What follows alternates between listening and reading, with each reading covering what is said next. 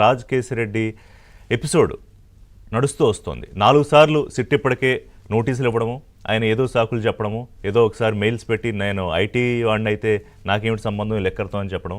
ఏది పోలీసులు మొత్తం అంతా విచారణలు చేసి అతని పాత్ర చాలా స్పష్టంగా తేటతెల్లం అయిన తర్వాత అతని విచారణకు పిలిచారు.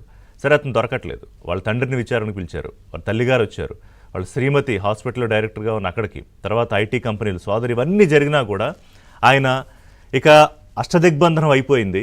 అన్ని విషయాలు పోలీసులకు తెలిసిపోయాయి. ఇక తప్పించుకునే పరిస్థితి లేదన్న తర్వాత విచారణకు వస్తానని మనకి ఏబిఎన్ ఆంధ్రజ్యోతికి ఫస్ట్ అతను ఆడియో మెసేజ్ పంపించాడు. అంటే మనం అన్ని రకాలుగా తెలుసుకుని వెయ్యండి, ఒకే వెర్షన్ మాట్లాడడం కాదు. బట్టేబాజ్ అన్నాడు విజయసాయిరెడ్డిని మోసకారి అని.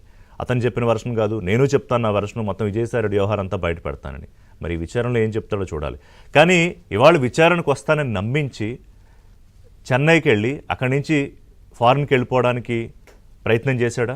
సిట్ పోలీసులకు అదే సమాచారం అందింది. సో శంషాబాద్ ఎయిర్పోర్ట్ దగ్గర కాపు కాసి మొత్తానికి పట్టుకున్నారు. అప్పుడు కూడా నేను రాను, రేపు వస్తాను కదా, రేపు మాట్లాడుకుందాం అంటే నిన్ను నమ్మేది లేదమ్మా అని తీసుకెళ్లారు, విజయవాడ తరలించారు నిన్న రాత్రి.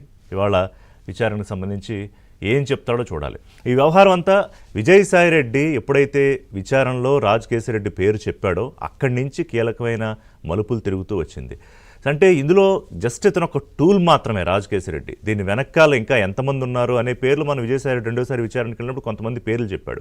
అసలు ఎక్సైజ్ పాలసీకి సంబంధించి మీటింగ్స్లో ఎక్సైజ్ మినిస్టర్ ఉండడు, ఏది డిప్యూటీ సీఎం ఎక్సైజ్ మినిస్టర్ ఆయన ఉండడు. ప్రైవేటు ప్లేసెస్లో ఈ మీటింగులు జరుగుతాయి. ఎందుకంటే దీని వ్యవహారం ఎలా ఉంటుందంటే హవాలాలు, క్యాష్ హ్యాండర్లు, కొరియర్లు, ఆర్గనైజర్లు, అక్కడి నుంచి మంత్రి, అక్కడి నుంచి మళ్ళీ ఎంపీ, అక్కడి నుంచి బిగ్ బాస్. మరి ఎంత ఎపిసోడ్ జరగాలంటే ఇంకెవరూ ఉండకూడదు, కేవలం వీళ్ళొక ముఠాగా ఉండి పనిచేయాలి. కానీ ఇప్పుడు సీనింగ్ మారిపోయింది, దాదాపుగా క్లైమాక్స్కి వచ్చేసిన పరిస్థితి. మిథున్ రెడ్డి కూడా ఒకసారి విచారణకు వెళ్ళాడు, మళ్ళీ విచారణకు రావాలి. పెద్దిరెడ్డి ఒంట్లో బాగాలేదని ఆయన ప్రస్తుతానికి విచారణకు వచ్చే పరిస్థితి లేదు.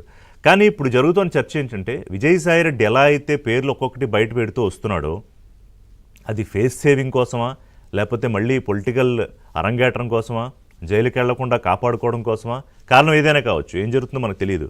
అదే బాటలో మిథున్ రెడ్డి కూడా రాబోతున్నాడా? ఈ చర్చ